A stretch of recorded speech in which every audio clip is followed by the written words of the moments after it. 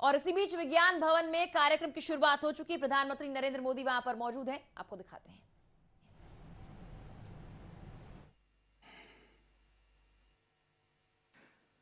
कालो न जानाति तव जननम्, कालो न जानाति तव समापनम्, दृष्टो मया तव महाकारः योगेश्वर काल काल, योगेश्वर काल काल। Namaskaram and our heartiest welcome to our beloved Prime Minister.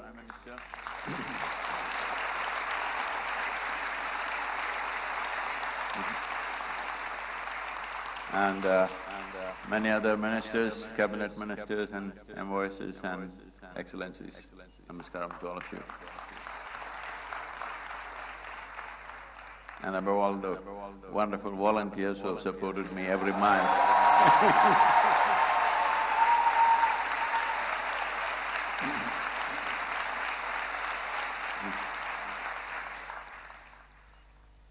As human beings, we are here on this planet just in terms of planet's life just for a few moments. But still, how empowered we are that we can even threaten the life on this planet. This empowerment is the peak of evolution. This is what we are. We are the flower of evolution. We are the consequence of every other creature that has grown in this land, in this planet. But invested with such a sense of intelligence, with such a sense of capability, if we do not function consciously, if we do not function responsibly, our intelligence and our capabilities turn against us. This is what soil degradation is about. Soil degradation has happened, environmental damage has happened, not because there is some evil force sitting somewhere wanting to damage this planet. It is all in pursuit of human happiness and well-being that this is happening. So this is the case of a potato farmer who wanted to eat mangoes and went to the mango tree, but out of sheer habit started digging the earth looking for mangoes. When he did not find mangoes there, he became very furious and dug furiously, and slowly the tree came upon him. This is the case of humanity right now. This is where we are. So, every one of us, knowingly, unknowingly, are partners in this destruction. The only way around is every one of us have to be partners in the solution. There is simply no other way. It is from this basis that Save Soil movement was launched, and in the last 2.5 years, as I've been talking to various agricultural ministries around the world, what was shocking for me was that most agricultural ministries in the world, 85% of the nations still address soil as an inert substance that can be fixed by adding a chemical or taking out a chemical. But in this culture, we have always referred to soil as our mother. We cannot have an inert mother, we cannot have a dead mother. We need a living mother which will spawn generation after generation. It is not out of our bodies the future generations come. It is from the soil body that the future generations come and thrive. Unfortunately, we have brought that to a certain threat, but fortunately, we are in that cusp of time that if we act now in a determined way, it does not take any rocket science to fix this, nor does it take enormous amount of financial outlays. It just needs the right direction and a committed and approach, a resolute approach towards the solution. We can walk out of it, especially in our country, where 60% of our population still engaged in agricultural activity. And with a history of over 12,000 years of agricultural history in this country, where organized agriculture has been happening for over 12,000 years. But for 12,000 years, we managed our soils well. Only in the last 45 years this has happened, simply because probably the fear of famines of 1940s, the hangover of the 1940s debilitating famines, we took emergency steps to mitigate that.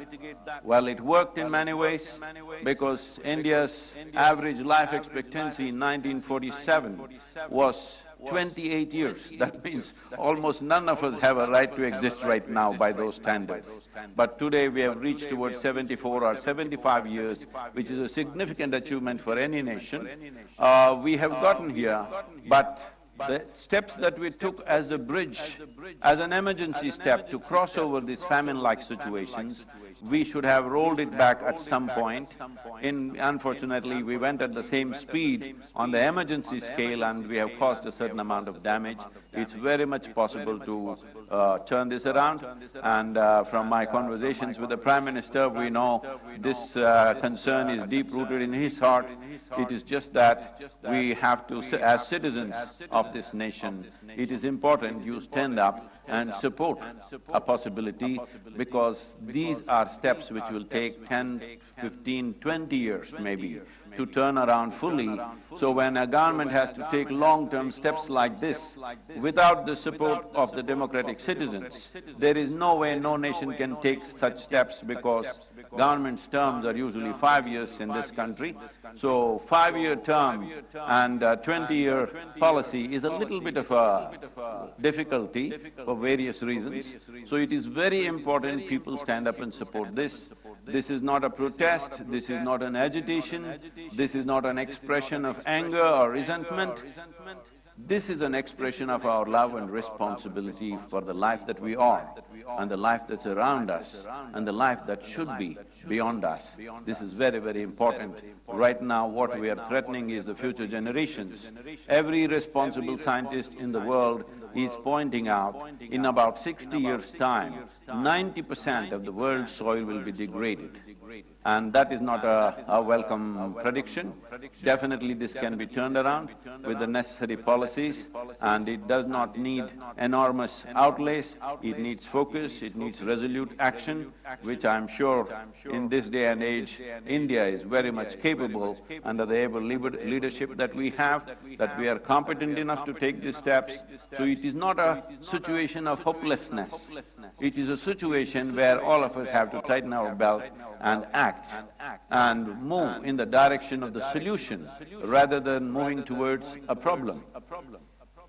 Apart from this, in the world what I have seen is, wherever I traveled in the last 2.5, 3 years' time, meeting many people, environmental ministers, agriculture ministers and various bureaucrats, everybody knows the problem.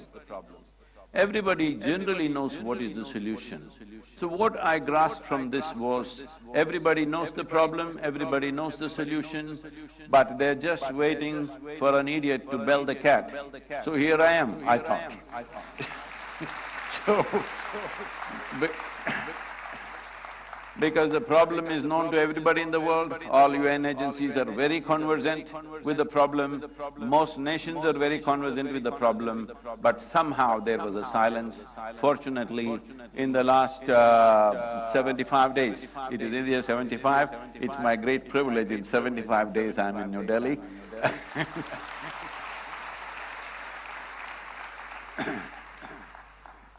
In the last 75 days, 74 nations have come on board for safe soil policy.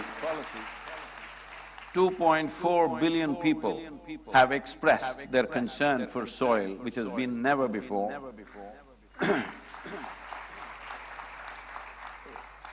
So once people want it, how can we stop it? Definitely it will happen. The most important aspect of the Safe Soil movement is, it is not against anybody. It is not against any industry, it is not against any lobby, it is not against anybody. I've been talking to fertilizer industries, pesticides, herbicides. They think, are you against us? I say, I'm only against suicide. I'm not against any other side. It is not anybody's business to tell the farmer how he should farm. All we want is keep the soil alive, keep the soil rich. Is a farmer against a rich soil? No. Just that farmer's economy has been so fragile, any change he is afraid of. If an incentive-based policy is pushed, definitely most farmers will respond in a very, very positive way. We are very sure about this because we have spoken extensively to farming community around the world, and we find everybody is absolutely positive about this. It is just that they need incentive support, which doesn't cost much in this country. Just something as simple as bringing cover crops, which were very much a part of our culture just 45 to 50 years ago. Just bringing cover crops will make the organic content in the soil go up to 3% within 6 to 8 years' time. Only cover crops in summer can do that because it will add 1.5 to 2 inches of humus every year, and it will solve this problem. This is a very simple approach. If we want to do it more aggressively, then it may cost more money. But to do it in the simplest possible way is cover crop. Why I'm saying cover crop is, right now it's the month of May.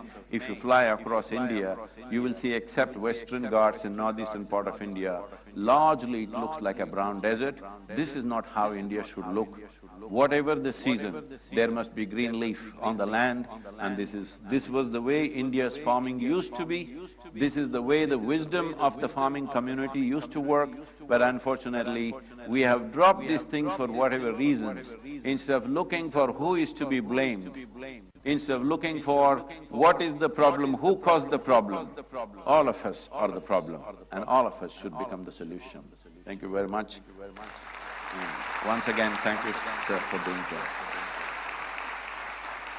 If I can say one, as the Prime Minister has taken up the Solar Alliance, I think there's an immense opportunity. After talking to various leaders around the world, I realized India and the Prime Minister of India could take up the leadership of soil regeneration in India and the world. The global leadership for soil regeneration, starting with G20, considering we are going to have the stewardship of G20 in the coming year. Thank you very much.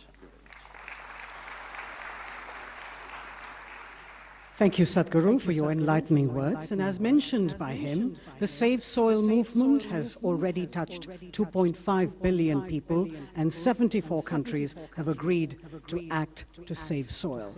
This is a movement that has united the world, a mission that has brought people together across the globe to commonly address, because it concerns each of us, everyone on earth.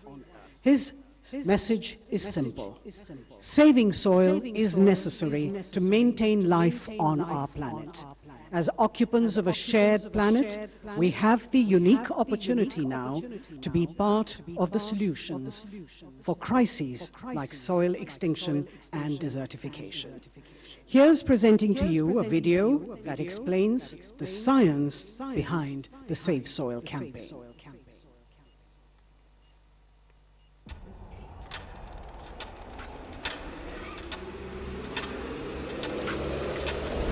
What we are facing now is soil extinction. In most countries, more than 50% of the topsoil is already gone. Every responsible scientist in the world is clearly saying by 2045, we will be producing 40% less food. 300,000 farmers committed suicide. What else does it take to stir your humanity?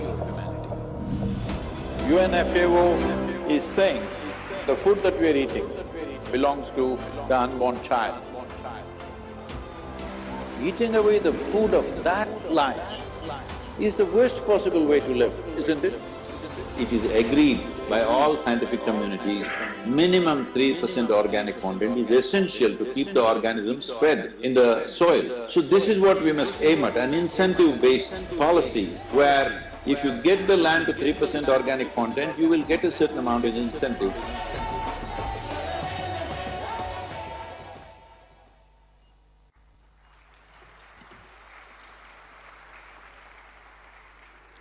Ladies and gentlemen, as I mentioned earlier, several years ago, the Honorable Prime Minister, Shri Narendra Modi, had launched a nationwide scheme to help farmers to prevent soil deterioration through balanced use of fertilizers and the application of the right nutrients. The Honorable Prime Minister's foresight, vision, and commitment to the global effort to restore and rejuvenate our planet and soil in particular from extinction is exceptional. I'd like to request the Honorable Prime Minister of India, Shri Narendra Modi ji, to please address the gathering.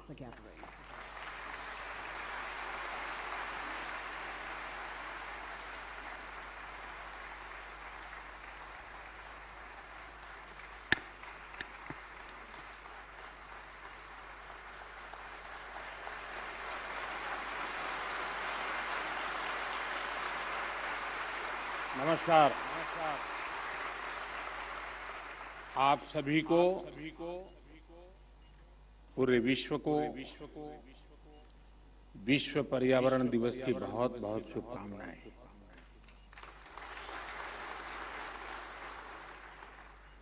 सद्गुरु और Isha foundation भी आज बधाई के पात्र है। मार्च में उनकी संस्था ने सेव सॉइल अभियान की शुरुआत की थी। 27 देशों से होते हुए उनकी यात्रा और 75वें दिन यहां पहुंची है। आज जब देश अपनी आजादी के 75वें वर्ष का पर्व मना रहा है, इस अमृत काल में नए संकल्प ले रहा है, तो इस तरह के जन अभियान बहुत अहम हो जाते हैं। साथियों, मुझे संतोष है कि देश में पिछले 8 साल में जो योजनाएं चल रही हैं, जो भी प्रोग्राम चल रहे हैं, सभी में किसी न किसी रूप से पर्यावरण संरक्षण का आग्रह है। स्वच्छ भारत मिशन हो या वेस्ट टू वेल्थ से जुड़े कार्यक्रम, अमृत मिशन के तहत शहरों में आधुनिक सीवेज ट्रीटमेंट प्लांट्स का निर्माण हो या फिर सिंगल यूज प्लास्टिक से मुक्ति का अभियान, या नमामि गंगे के तहत गंगा स्वच्छता का अभियान, one sun one grid, solar energy पर फोकस हो या इथेनॉल के उत्पादन और ब्लेंडिंग, दोनों में वृद्धि, पर्यावरण रक्षा के भारत के प्रयास बहुआयामी रहे। और भारत ये प्रयास तब तक कर रहा है जब दुनिया ने, आज जो क्लाइमेट के लिए दुनिया परेशान है, उस बर्बादी में हम लोगों की भूमिका नहीं है, हिंदुस्तान की भूमिका नहीं है। विश्व के बड़े और आधुनिक देश न केवल धरती के ज्यादा से ज्यादा संसाधन का दोहन कर रहे हैं, बल्कि सबसे ज्यादा कार्बन एमिशन भी उन्हीं के खाते में जाता है। कार्बन एमिशन का ग्लोबल औसत प्रति व्यक्ति 4 टन का है, जबकि भारत में प्रति व्यक्ति कार्बन फुटप्रिंट प्रतिवर्ष आधे टन के आसपास ही है। कहां 4 टन और कहां आधे टन। बावजूद इसके भारत पर्यावरण की दिशा में एक होलिस्टिक अप्रोच के साथ न केवल देश के भीतर बल्कि वैश्विक समुदाय के साथ भी जुड़ करके काम कर रहा है। अंतर्राष्ट्रीय स्तर पर भारत ने coalition for disaster resilient infrastructure CDRI, और जैसे अभी सदगुरु जी ने कहा, इंटरनेशनल सोलर अलायंस ISA, ऐसा के निर्माण का नेतृत्व किया। पिछले वर्ष भारत ने ये भी संकल्प लिया है कि भारत 2070 तक नेट जीरो का लक्ष्य हासिल करेगा।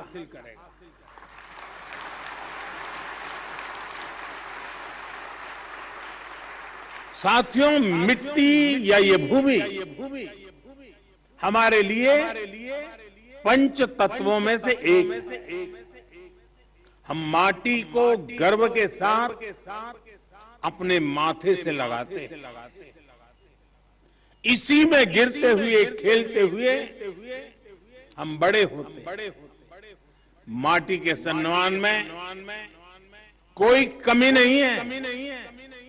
माटी की अहमियत को समझने में कोई कमी नहीं है। कमी इस बात को स्वीकारने में है कि मानव जाति जो कर रही है उससे मिट्टी को कितना नुकसान हो रहा है, उसकी समझ का एक गैप रह गया। और अभी सदगुरु जी कह रहे थे कि सबको पता है समस्या क्या है। हम लोग जब छोटे थे तो सिलेबस में किताब में पाठ्यक्रम के में एक पाठ पढ़ाया जाता था। गुजराती में मैंने पढ़ा है, बाकियों ने अपनी भाषा में पढ़ा हो शायद। कहीं रास्ते पर एक पत्थर पड़ा था, लोग जा रहे थे, कोई गुस्सा कर रहा था, कोई उस पर लात मार देता था। सब कहते थे देखिए किसने पत्थर रखा, कहां से पत्थर आया, दे समझते नहीं वगैरह। लेकिन कोई उसको उठा करके साइड में नहीं रखता था। एक सज्जन निकले, उनको लगा कि चलो भाई सदगुरु जैसा कोई आ गया होगा।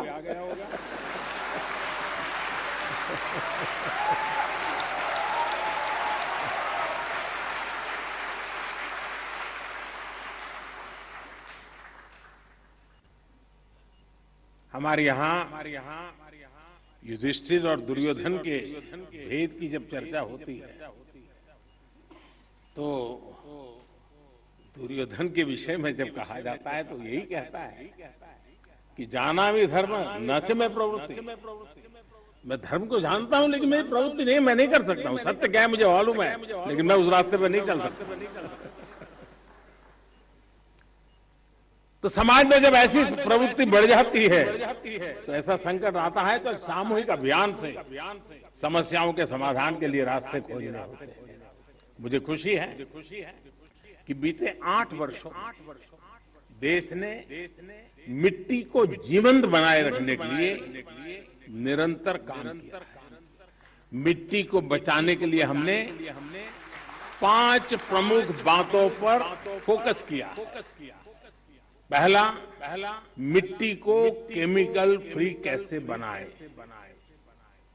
दूसरा, मिट्टी में जो जीव रहते हैं जिन्हें तकनीकी भाषा में आप लोग सॉइल ऑर्गेनिक मैटर कहते हैं, उन्हें कैसे बचाएं। और तीसरा, मिट्टी की नमी को कैसे बनाए रखे, उस तक जल की उपलब्धता कैसे बढ़ाएं। चौथा, भूजल कम होने की वजह से मिट्टी को जो नुकसान हो रहा है उसे कैसे दूर करें। और पांचवा, वनों का दायरा कम होने से मिट्टी का जो लगातार क्षरण हो रहा है उसे कैसे रोकें। साथियों, इन सब बातों को ध्यान में रखते हुए ही देश में बीते वर्षों में जो सबसे बड़ा बदलाव हुआ है वो है देश की कृषि नीति में। पहले हमारे देश के किसान के पास इस जानकारी का अभाव था कि उसकी मिट्टी किस प्रकार की है, उसकी मिट्टी में कौन सी कमी है, कितनी कमी है। इस समस्या को दूर करने के लिए देश में किसानों को सॉइल हेल्थ कार्ड देने का बहुत बड़ा अभियान चलाया गया।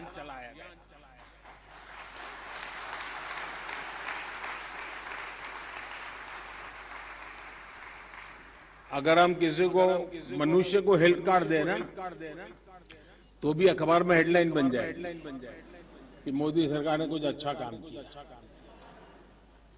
ये देश ऐसा है जो सॉइल हेल्थ कार्ड दे रहा है, लेकिन मीडिया की नजर अभी कम है।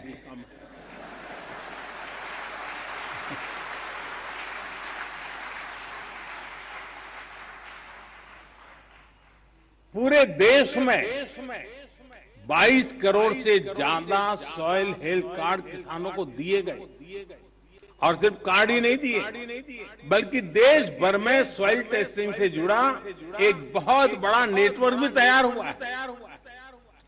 आज देश के करोड़ों किसान सॉइल हेल्थ कार्ड से मिली जानकारी के आधार पर फर्टिलाइजर्स और माइक्रो न्यूट्रिएंट्स का उपयोग कर रहे हैं।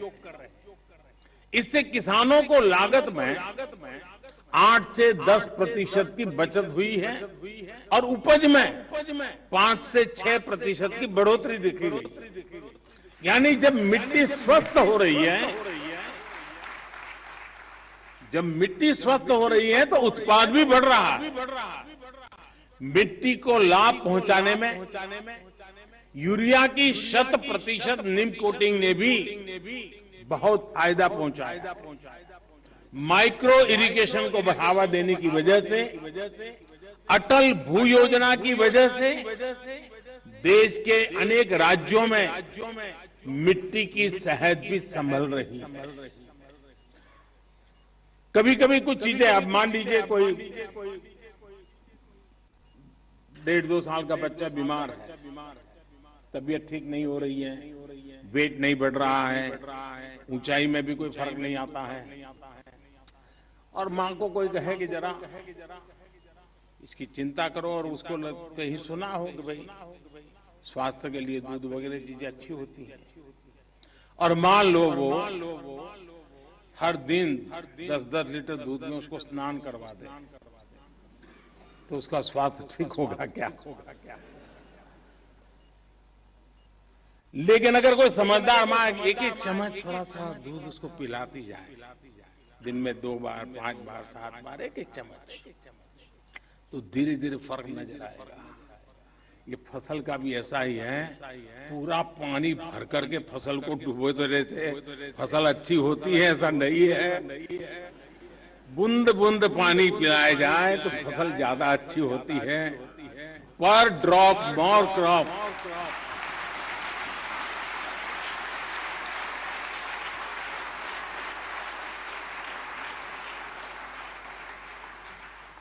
अनपढ़ मां भी अपने बच्चे को 10 लीटर दूध से नहलाती नहीं है, लेकिन पढ़े लिखे हम लोग पूरा खेत पानी से भर देते हैं। खैर, इन सारी चीजों में बदलाव लाने के लिए कोशिश करते रहना है। हम कैच द रेन जैसे अभियानों के माध्यम से जल संरक्षण से देश के जन जन को जोड़ने का प्रयास कर रहे हैं। इस साल मार्च में ही देश में 13 बड़ी नदियों के संरक्षण का अभियान भी शुरू हुआ है। इसमें पानी के प्रदूषण कम करने के साथ साथ नदियों के किनारे वन लगाने का भी काम किया जा रहा है, और अनुमान है कि इससे भारत के फॉरेस्ट कवर में 7,400 स्क्वायर किलोमीटर से ज्यादा की बढ़ोतरी हुई। बीते 8 वर्षों में भारत ने अपना जो फॉरेस्ट कवर 20,000 स्क्वायर किलोमीटर से ज्यादा बढ़ाया है, उसमें ये और मदद करेगा। साथियों, भारत आज बायोडायवर्सिटी और वाइल्ड लाइफ से जुड़ी जिन नीतियों पर चल रहा है, उसने वन्य जीवों की संख्या में भी रिकॉर्ड वृद्धि की है। आज चाहे टाइगर हो, लायन हो, लेपर्ड हो या फिर एलिफेंट, सभी की संख्या देश में बढ़ रही है। साथियों, देश में ये भी पहली बार हुआ है जब हमारे गांव और शहर को स्वच्छ बनाने, ईंधन में आत्मनिर्भरता, किसानों को अतिरिक्त आय और मिट्टी के स्वास्थ्य के अभियान को हमने एक साथ जोड़ा। गोवर्धन योजना ऐसा ही एक प्रयास है। और जब मैं गोवर्धन योजना बोलता हूं कुछ सेक्युलर लोगों को सवाल उठेगा कि ये कौन सा गोवर्धन ले आया है, वो परेशान हो जाएंगे।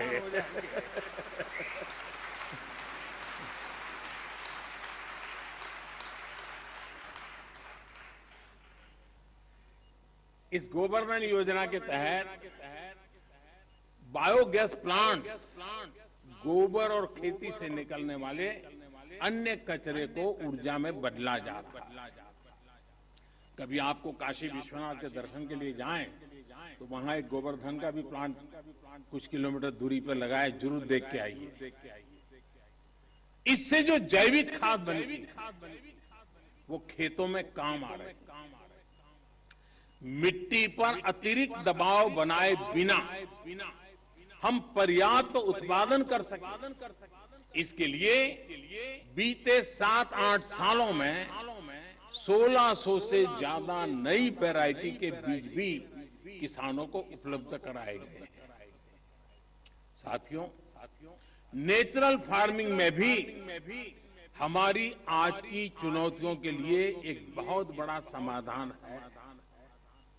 इस साल के बजट में हमने तय किया है कि गंगा के किनारे बसे गांवों में नेचुरल फार्मिंग को प्रोत्साहित करेंगे, नेचुरल फार्मिंग का एक विशाल कॉरिडोर बनाएंगे। हमारे देश में इंडस्ट्रियल कॉरिडोर हमने सुना है, डिफेंस कॉरिडोर हमने सुना है। हमने एक नया प्रारंभ किया है गंगा के तट पर एग्रीकल्चर कॉरिडोर का, नेचुरल फार्मिंग का। इससे हमारे खेत तो केमिकल फ्री होंगे ही, नमामि गंगे अभियान को भी नया बल मिलेगा। भारत वर्ष 2030 तक 26 मिलियन हेक्टेयर बंजर जमीन को रिस्टोर करने के लक्ष्य पर भी काम कर रहा है। साथियों, पर्यावरण की रक्षा के लिए आज भारत नए इनोवेशन, प्रो एनवायरमेंट टेक्नोलॉजी पर लगातार जोर दे रहा है। आप सभी ये जानते हैं कि प्रदूषण कम करने के लिए हम BS5 नॉर्म पर नहीं आए, बल्कि BS4 से सीधे BS6 पर हम जंप लगा दिया। हमने जो देश भर में LED बल्ब देने के लिए उजाला योजना चलाई, उसकी वजह से सालाना लगभग 40 मिलियन टन कार्बन एमिशन कम हो रहा है। सिर्फ लट्टू के बदलने से घर में अगर सब लोग जुड़ जाएं, सबका प्रयास कितना बड़ा परिणाम लाता है। भारत फॉसिल फ्यूल पर अपनी निर्भरता को कम से कम करने का प्रयास कर रहा है। हमारी ऊर्जा जरूरतें रिन्यूएबल सोर्सेज से पूरी हो, इसके लिए हम तेजी से बड़े लक्ष्यों पर काम कर रहे हैं। हमने अपनी इंस्टॉल्ड पावर जनरेशन कैपेसिटी का 40% non fossil fuel based sources से हासिल करने का लक्ष्य तय किया था। ये लक्ष्य भारत ने तय समय से 9 साल पहले ही हासिल कर लिया है।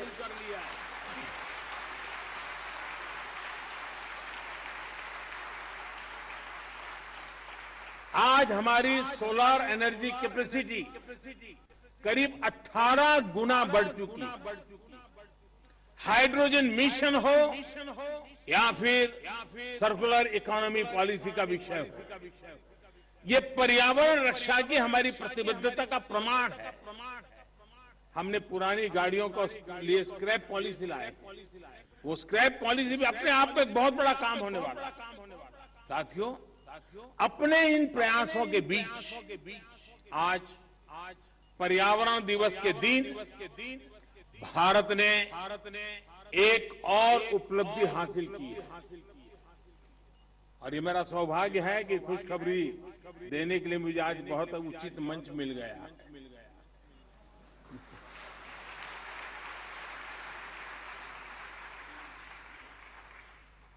भारत की परंपरा रही है कि जो यात्रा करके आता है उसको छूते हैं तो आधा पुण्य आपको मिल जाता है।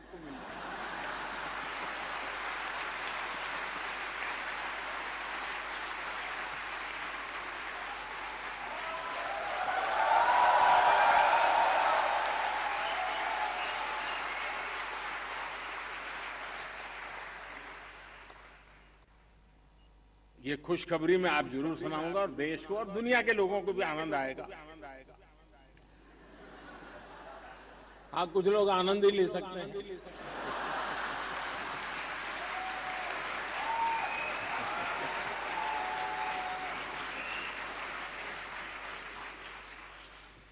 आज भारत ने पेट्रोल में 10% इथेनॉल ब्लेंडिंग के लक्ष्य को प्राप्त कर लिया है।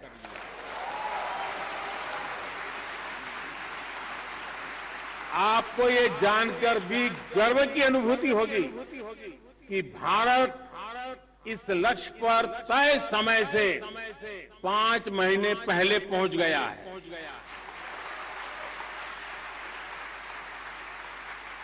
ये उपलब्धि कितनी बड़ी है इसका अंदाजा आप इसी से लगा सकते हैं कि साल 2014 में भारत में सिर्फ 1.5% इथेनॉल की पेट्रोल में ब्लेंडिंग होती। इस लक्ष्य पर पहुंचने की वजह से भारत को 3 सीधे फायदे हुए। एक तो इससे करीब 27 लाख टन कार्बन एमिशन कम हुआ है।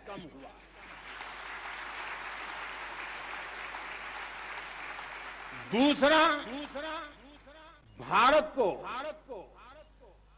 41,000 करोड़ रुपए से ज्यादा की विदेशी मुद्रा की बचत हुई।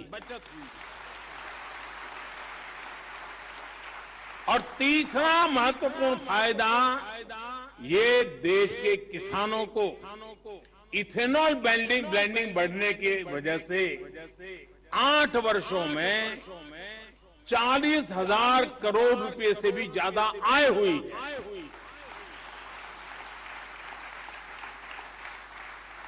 मैं देश के लोगों को, देश के किसानों को, देश की ऑयल कंपनियों को इस उपलब्धि के लिए बधाई देता हूं। साथियों, देश आज जिस पीएम नेशनल गति शक्ति मास्टर प्लान पर काम कर रहा है, वो भी पर्यावरण रक्षा में अहम भूमिका निभाएगा। गति शक्ति की वजह से देश में लॉजिस्टिक सिस्टम्स आधुनिक होगा, ट्रांसपोर्ट सिस्टम मजबूत होगा। इससे प्रदूषण कम करने में बहुत मदद मिलेगी। देश में मल्टी मॉडल कनेक्टिविटी हो, 100 से ज्यादा नए वाटर वे के लिए काम हो, ये सभी पर्यावरण की रक्षा और क्लाइमेट चेंज की चुनौती से निपटने में भारत की मदद करेंगे। साथियों, भारत के इन प्रयासों, इन अभियानों का एक और पक्ष है जिसकी चर्चा बहुत कम होती है। ये पक्ष है ग्रीन जॉब्स। भारत जिस प्रकार पर्यावरण हित में फैसले ले रहा है, उन्हें तेजी से लागू कर रहा है, वो बड़ी संख्या में ग्रीन जॉब के अवसर भी बना रहे हैं। ये भी एक अध्ययन का विषय है कि जिसके बारे में सोचा जाना चाहिए। साथियों, पर्यावरण की रक्षा के लिए, धरती की रक्षा के लिए, मिट्टी की रक्षा के लिए जन चेतना जितनी ज्यादा बढ़ेगी, उतना ही बेहतर परिणाम मिलेगा। मेरा देश और देश की सभी सरकारों से, सभी स्थानीय निकायों से, सभी स्वयंसेवी संस्थाओं से आग्रह है कि अपने प्रयासों में स्कूल कॉलेजेस को जोड़िए, एनएसएस, एनसीसी को जोड़िए। आजादी के अमृत महोत्सव में जल संरक्षण से जुड़ा एक आग्रह और भी करना चाहता हूं। अगले साल 15 अगस्त तक देश के हर जिले में कम से कम एक जिले में हर जिले में कम से कम 75 अमृत सरोवर के निर्माण का काम आज देश में चल रहा है। 50,000 से ज्यादा अमृत सरोवर आने वाली पीढ़ियों के लिए वाटर सिक्योरिटी सुनिश्चित करने में मदद करेंगे। ये अमृत सरोवर अपने आसपास मिट्टी में नमी को बढ़ाएंगे, वाटर टेबल को नीचे जाने से रोकेंगे और इनसे बायोडायवर्सिटी भी इंप्रूव होगी। इस विराट संकल्प में आप सभी की भागीदारी कैसे बढ़ेगी, इस पर जरूर विचार हम सब एक नागरिक के नाते करें। साथियों, पर्यावरण की सुरक्षा और तेज विकास सभी के प्रयासों से संपूर्णता की अप्रोच से ही संभव है। इसमें हमारी लाइफस्टाइल की क्या भूमिका, हमें कैसे उसे बदलना है, इसे लेकर मैं आज शाम को एक कार्यक्रम में बात करने वाला हूं, विस्तार से कहने वाला हूं, क्योंकि वो अंतर्राष्ट्रीय मंच पर मेरा कार्यक्रम है। Lifestyle for the environment, mission life. इस शताब्दी की तस्वीर, इस शताब्दी में धरती का भाग्य बदलने वाला एक मिशन का आरंभ। ये P3 यानी प्रो प्लेनेट पीपल मूवमेंट होगा। आज शाम को लाइफस्टाइल फॉर द एनवायरमेंट के ग्लोबल कॉल फॉर एक्शन का लॉन्च हो रहा है। मेरा आग्रह है कि पर्यावरण की रक्षा के लिए सचेत हर व्यक्ति को इससे जरूर जुड़ना चाहिए, वरना हम एसी भी चलाएंगे और रजाई भी ओढ़ेंगे और फिर पर्यावरण के सेमिनार में बढ़िया भाषण भी देंगे। साथियों, आप सभी मानवता की बहुत बड़ी सेवा कर रहे हैं। आपको सिद्धि मिले। सदगुरु जी ने जो लंबी ये मेहनत वाली यात्रा है, बाइक पे, वैसे उनका बचपन से शौक रहा है, लेकिन फिर भी काम बड़ा कठिन होता, क्योंकि मैं कभी यात्राओं को ऑर्गेनाइज करता रहता था और मैं कहता था मेरी पार्टी में कि एक यात्रा को चलाना मतलब 5-10 साल उम्र कम कर देना, इतनी मेहनत पड़ती। सदगुरु जी ने यात्रा की, अपने आप में बहुत बड़ा काम किया है और मुझे पक्का विश्वास है कि दुनिया को मिट्टी के प्रति स्नेह तो पैदा हुआ ही होगा, लेकिन भारत की मिट्टी की ताकत का भी परिचय मिला होगा।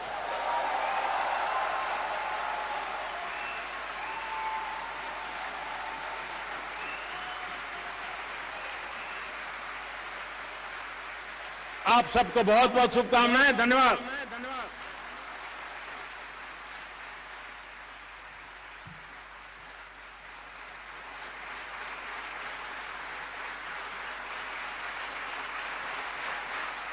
Thank you, Prime Minister, sir. Thank you, Prime Minister, sir, for your words of wholehearted support, encouragement and guidance. As we conclude, may I request Sadhguru to please give thanks. Well, because the Prime Minister is on stage, I've been trying to deliver a serious talk, but he's stealing the stage with all his humor. So, whether we want to ensure food security for the nation, enhance farmers' income, enhance biodiversity, bring back aliveness into our soil. Safe soil is very important. We beseech the Prime Minister to take dynamic steps in this direction. He's already narrated many things. We are willing to work with the required ministries to take this ahead. Thank you very much, sir, for being here today. Thank you, Sadhguru and Prime Minister, sir, for your vision and foresight. Please remain in your places, ladies and gentlemen, as the Prime Minister and Sadhguru leave the hall.